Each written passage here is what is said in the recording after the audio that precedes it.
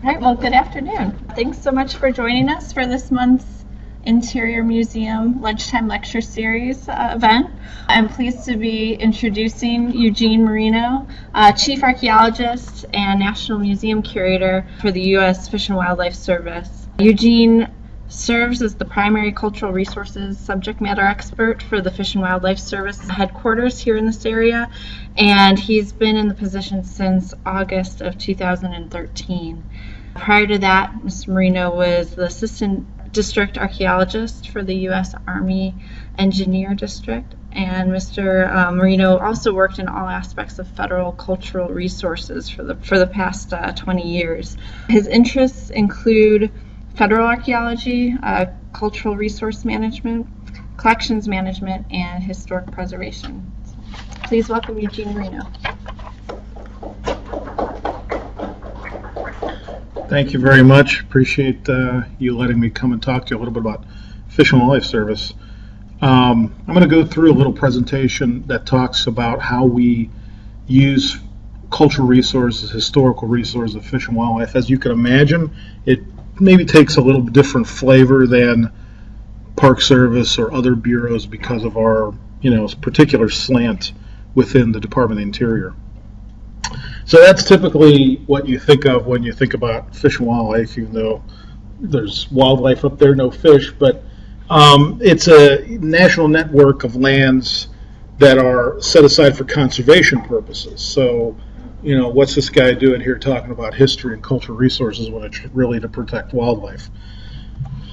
So the Refuge System, Fish and Wildlife Service kind of has two houses, if you will. We've got the agency, Fish and Wildlife Service, and then it's broken into fisheries, refuge, the Refuge System, and also a portion that deals with grants, making grants to state agencies.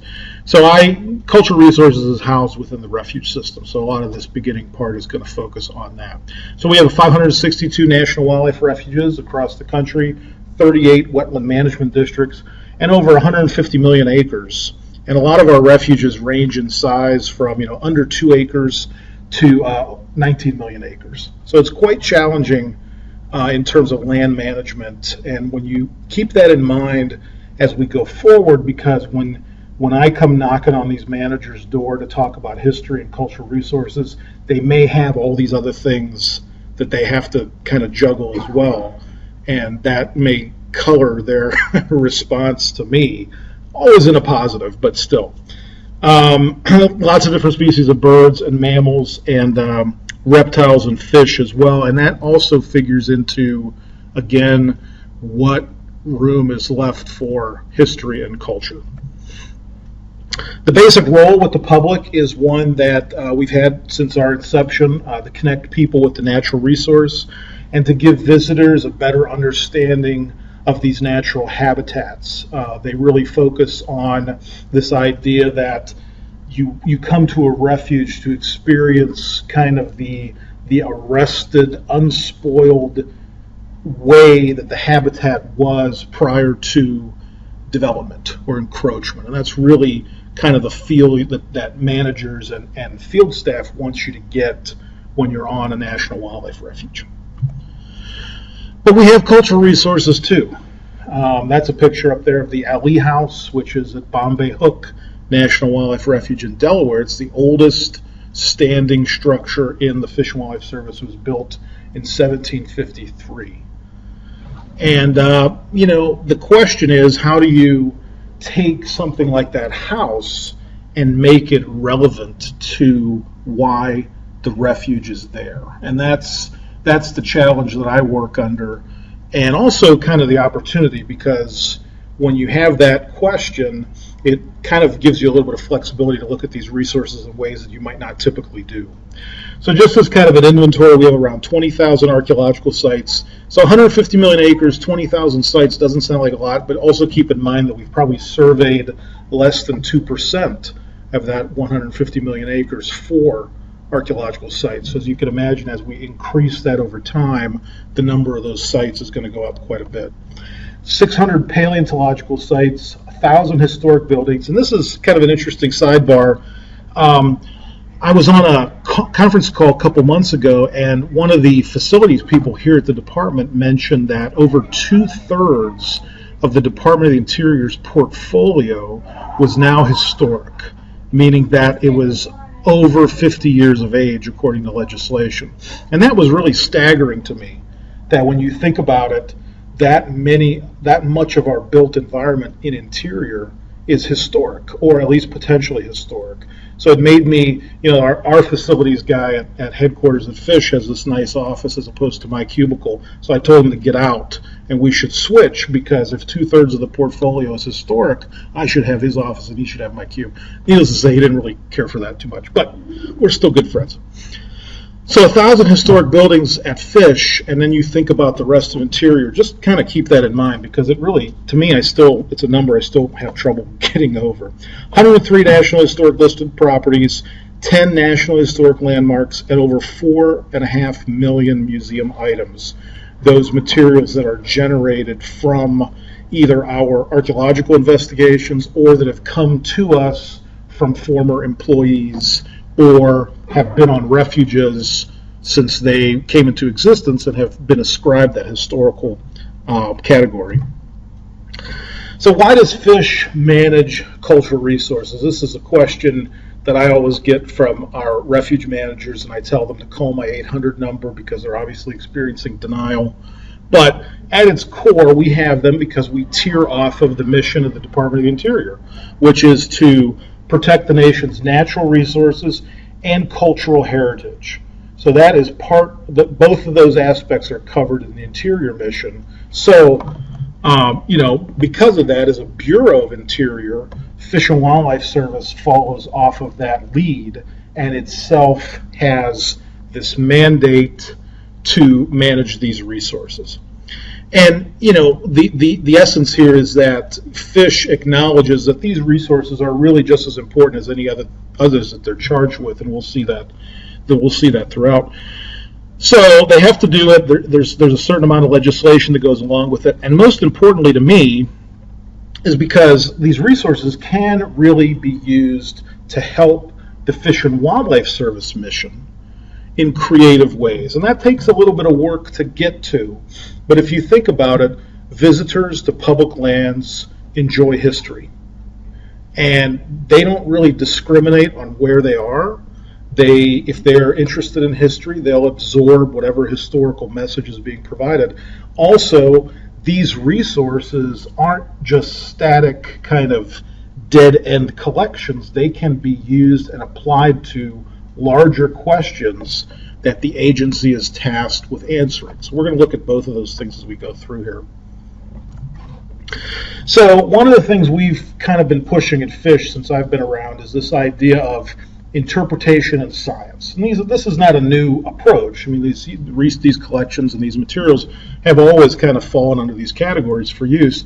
But when you are looking at trying to kind of compete with natural resources at a largely natural resource bureau, and to remind them of their connection back to history, you have to kind of enunciate in a clear manner that this is how we're going to do it. We're going to do it following A, and we're going to do it following B. And it seems to resonate with a lot of these people because it makes sense. You kind of craft it in such a way that it's a logical progression for them.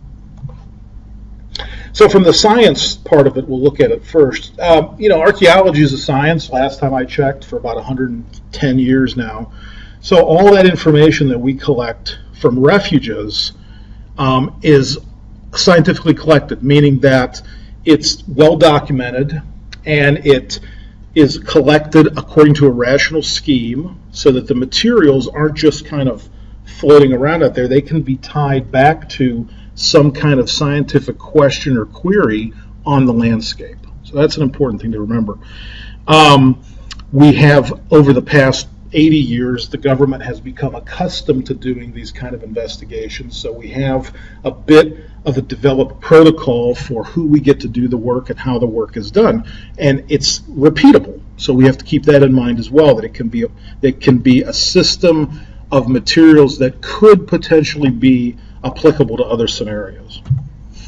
So when you come at the science side of it and you look at Fish and Wildlife Service and you ask yourself, well, what are some big questions that fish, because they're fish, have been tasked with answering? And you come very quickly to climate change.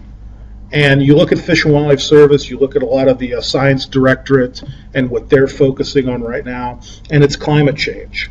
And you begin to realize that, okay, well, archaeologists have looked at environmental change and climate change for decades. And they've used specific types of materials to help them do that. And guess what, Fish and Wildlife Service, you have those materials. So here we focus on zooarchaeology. Zooarchaeology is a subfield of archaeology that happens to focus on animal remains.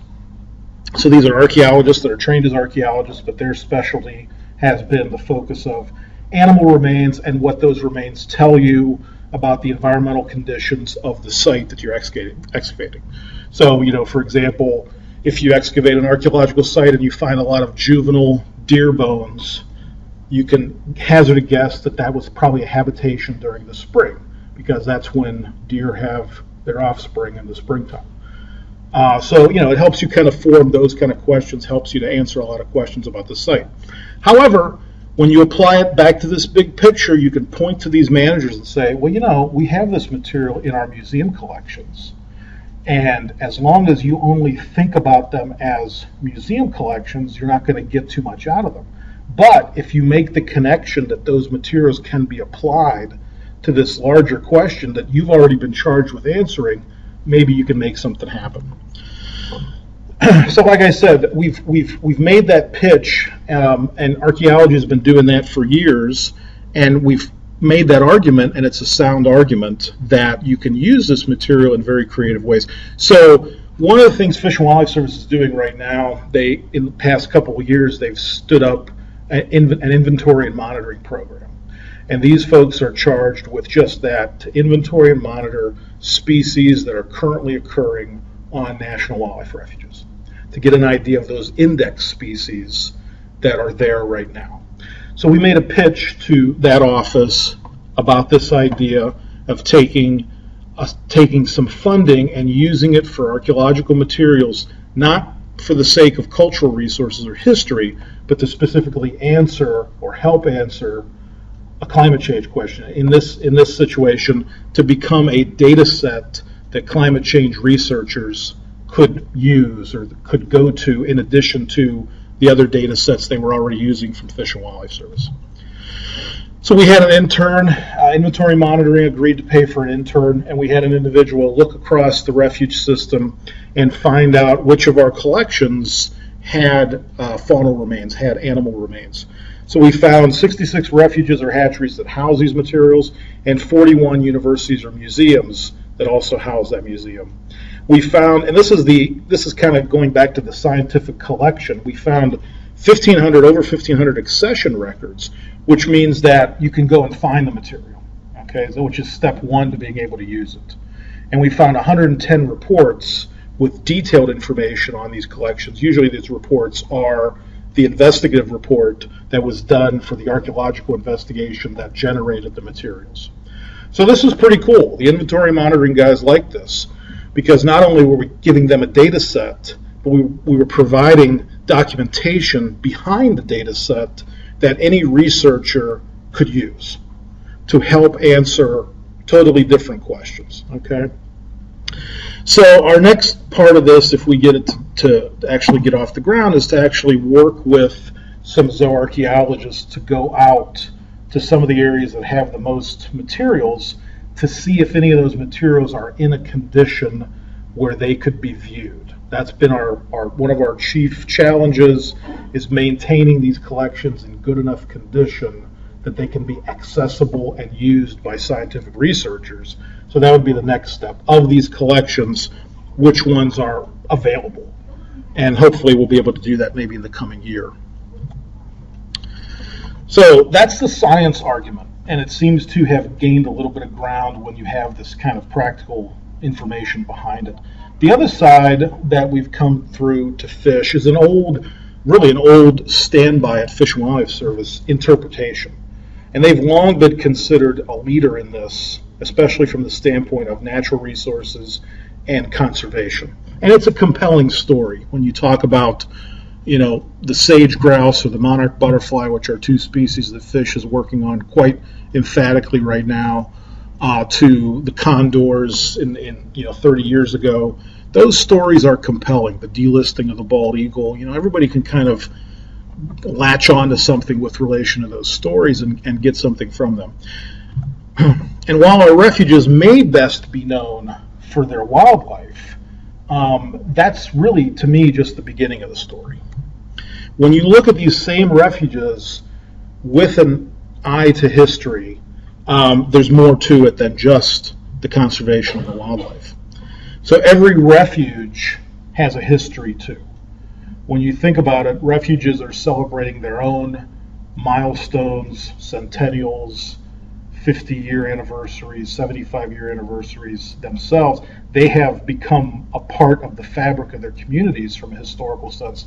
But they also have an incredible history, larger history, communal history that they want to share, that they should share with the public. When you think about national wildlife refuges, most, if not all, have some kind of historical cultural resource on them.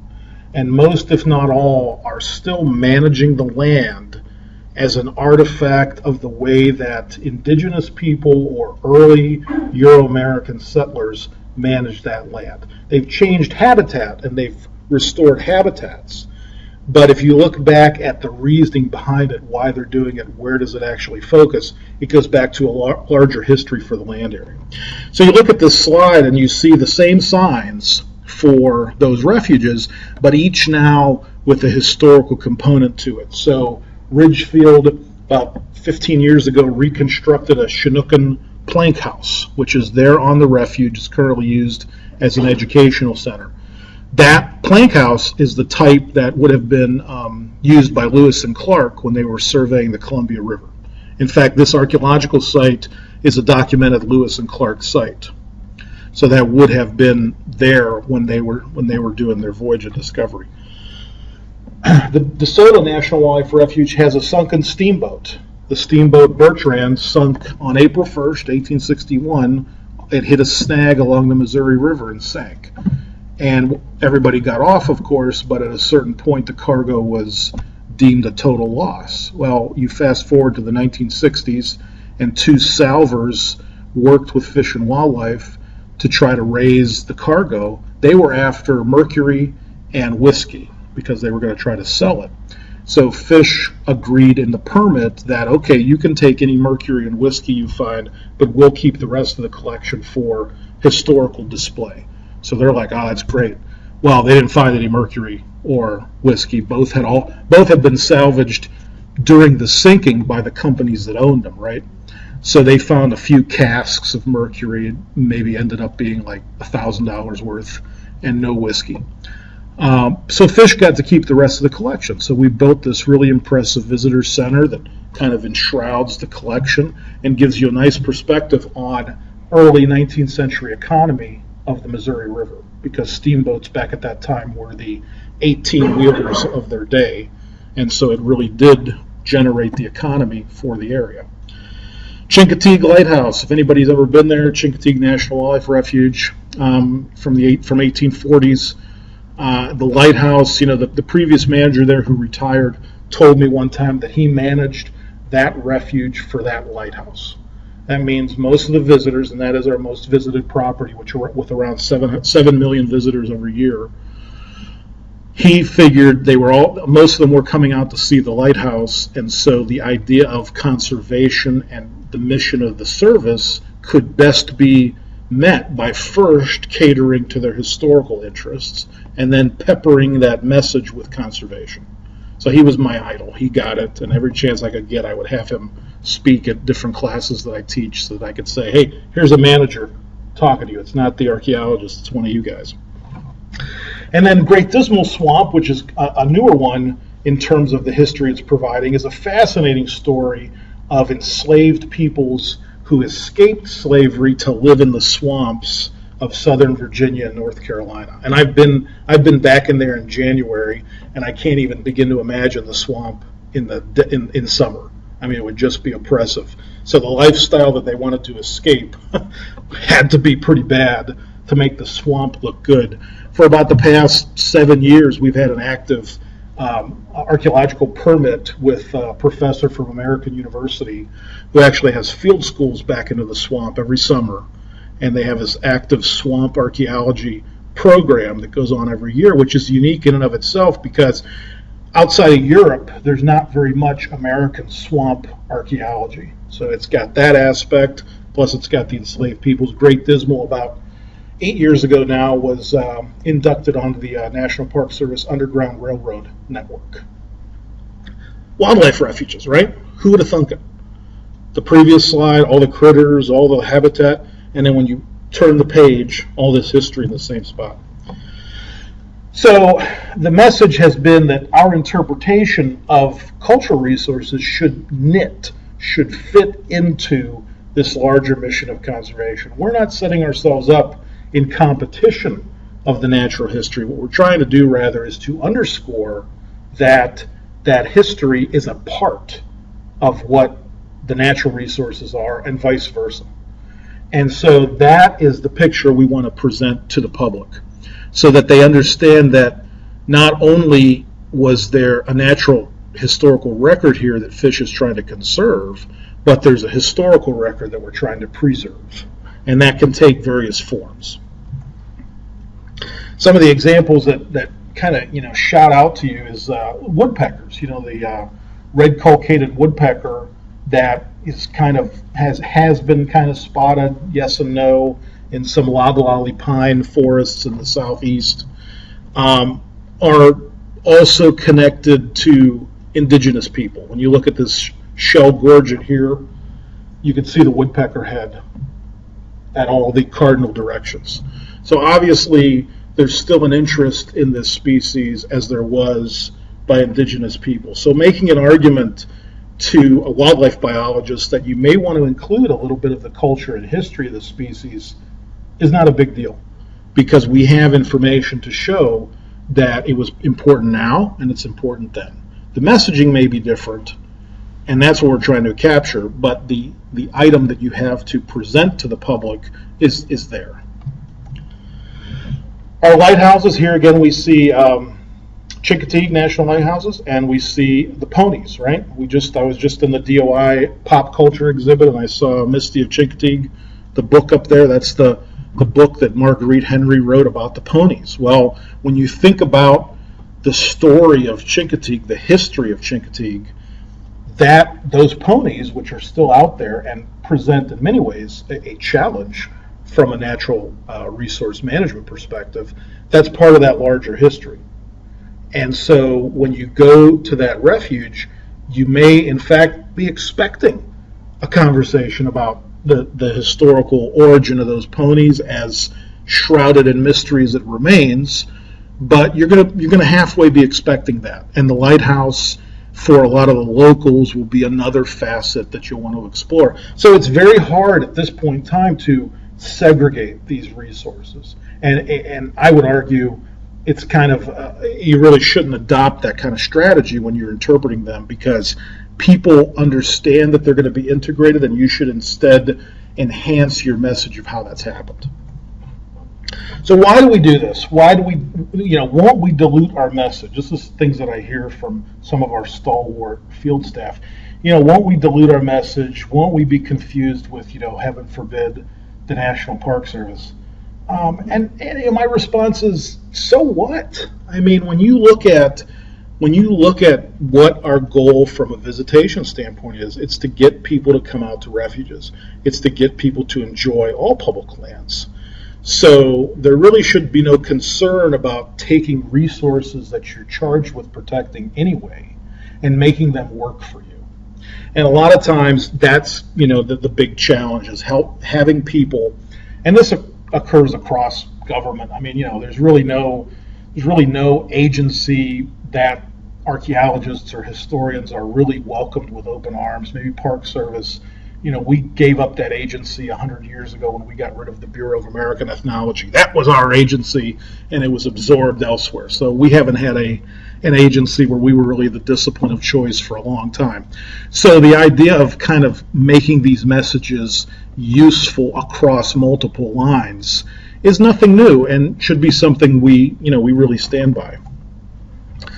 Visitors to public lands are diverse, and the argument is that you may have resources that you're not considering as important to a visitor because you're thinking mission, but in fact really are important because your visitor may not necessarily think first and foremost about the resource that your mission is speaking to. So why unnecessarily cut them off at the knees? Why not at least give them a chance to not be interested in what you're peddling? Don't make that supposition for them. If the history buff finds something that can suit them on a national wildlife refuge, so much the better. Why not? Similarly, if a bird watcher finds, a lifer on a refuge or at the top of a lighthouse, why not make that the message? So the idea of kind of marrying these two resources together where possible and helping the visitor to really see no boundary between the two is kind of a unique perspective that Fish in many ways has tried to create a niche for, at least some refuges have. You think about how we get these collections, and typically they're generated because we have laws we have to obey, and these laws tell us we're going to do this kind of work, and these materials are collected as such accordingly. They come from a compliance and regulatory framework. And then you think of something like interpretation, which is this organic educational process, and those two worlds, there's a barrier between them, right? So the more managers that we can convince or that we can message to say, look, just because archaeological materials are collected because of some law doesn't mean that they're unusable for anything else. That doesn't relegate them to some corner where nobody cares about that. We had to do it because of this law, so there they are, we did it. Well, that's ridiculous. Why would you do that? Why would you spend those kind of resources to just have that kind of finite lifespan? Why not take those collections and wrap them into everything you do, as much as you can, realistically, but still put them to work with you? And those managers that have been able to do that, I think, have quite the enhanced message that is much more appealing to the diverse audience of visitors that come to public lands. How we manage both these resources is a reflection on us as an agency. I always end presentations and trainings that I give with this slide because I like to remind, in that instance, the biologists that are in the audience that you may be very proud of a new habitat that you've restored or a duck impoundment that you've created, but if you have your constituents out there and your visitors out there and you're pointing out this great new conservation feature and somebody points to some decrepit, derelict house in the background and asks that question, well, this impoundment's great, but what's that thing? Oh, that's the first refuge manager's home. Don't, just ignore it. Well, the first refuge manager was my great-great-grandfather. I mean, you never know when that can happen. And suddenly, what's your answer about that historic building? It's not a very good one. And I always challenge staff, and most of the staff I talk to have stories like that. It's like, why do you want to be in that position? It might be that we don't have the ability to take care of that building, and that's fine. We can say it. But don't relegate it to some ostracized component of the refuge that no one's supposed to look at. Bring it in and make it mainstream, because if you do have a desire to reinvigorate it, to reinvest it as part of the refuge, it begins with that message. It's much easier to make your point about getting funding for rehabilitation and restoration if you have the public behind you. And so I always caution people, don't have any scary dark corners of your refuge. Get to know them all so that you can provide that more of a concerted message. Thank you for the time. I've got time for questions. If anybody has any questions, I'm happy to answer them as best I can. I was with the St. Louis Army Corps. Yep, I was there for 10 years, And I did more field work there, but I also did a lot of work with museum collections. But there's always challenges in terms of how to get people over the hump to actually, it's fine when you go out to a property and this is what's been done for 20 years, but those are the properties that I don't care about because they're on their own and they're off and running. I want those refuges that have yet to embrace any part of their history. That's the real challenge.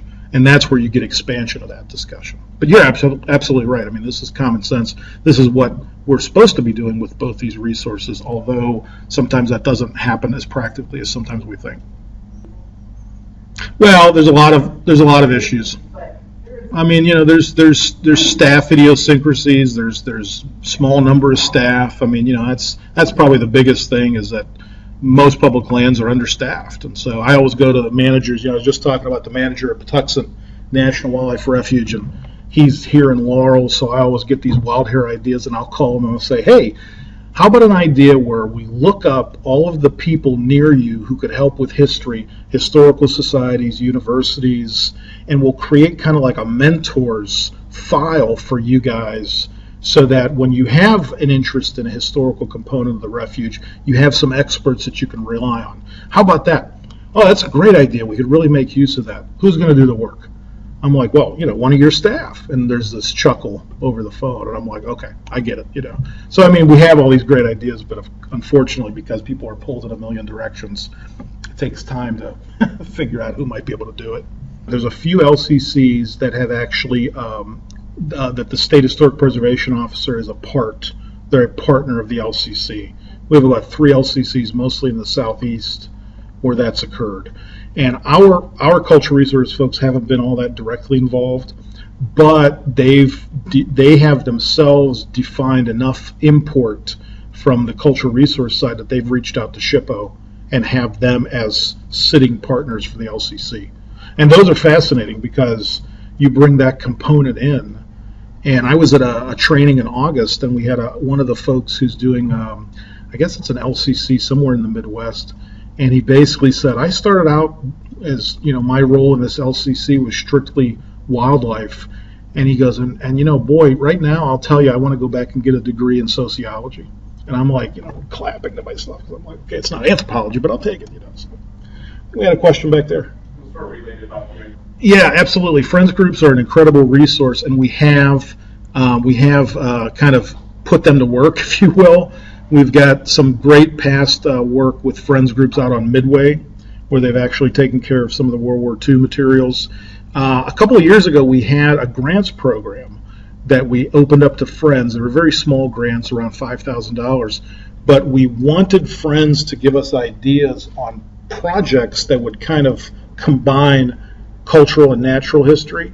And we got some really neat ones off the ground, and that was under there was an executive order, Preserve America, that was signed in 2003, and we folded the grants program under that executive order and really got, over the course of 3 years that we ran the program, got some really impressive projects that mostly used friends because that's kind of one of the stipulations for the funding was that it go to a non-government organization, and we made use to friends.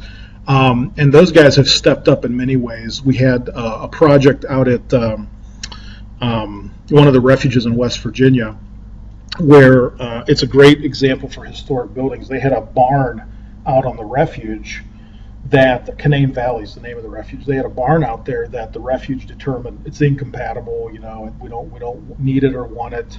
We want to take it down. So we were going to begin the process for recordation, architectural recordation. And the Friends were going to do that because a lot of the Friends were former retired Park Service historians. And then they came up with an idea, well, why don't we see if anybody around us would like to salvage the barn and reuse the materials. So lo and behold, Antietam National Battlefield got wind of it, sent a crew out to work with the Friends to dismantle the barn, and they took all the materials back to Antietam and repurposed it for one of their buildings on the park that was of the same period. And then they put a plaque at the refuge and at the park.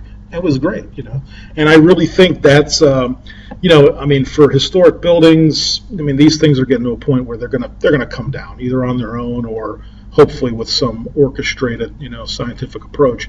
And any way you can reuse it and use groups like that to help run it, I think it's a great thing.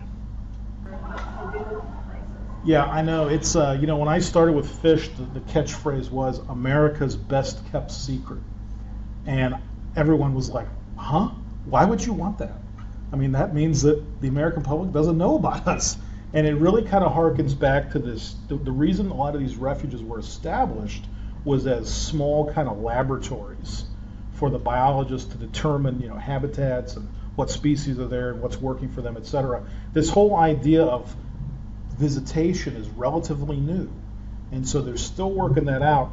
Now, Fish is getting ready to launch a large program called the Ambassador Program that makes customer service and marketing to visitors much more of a priority, and is going to be filtered to all of our staff. And so maybe that's going to finally kind of make it much more apparent to visitors that we're out there.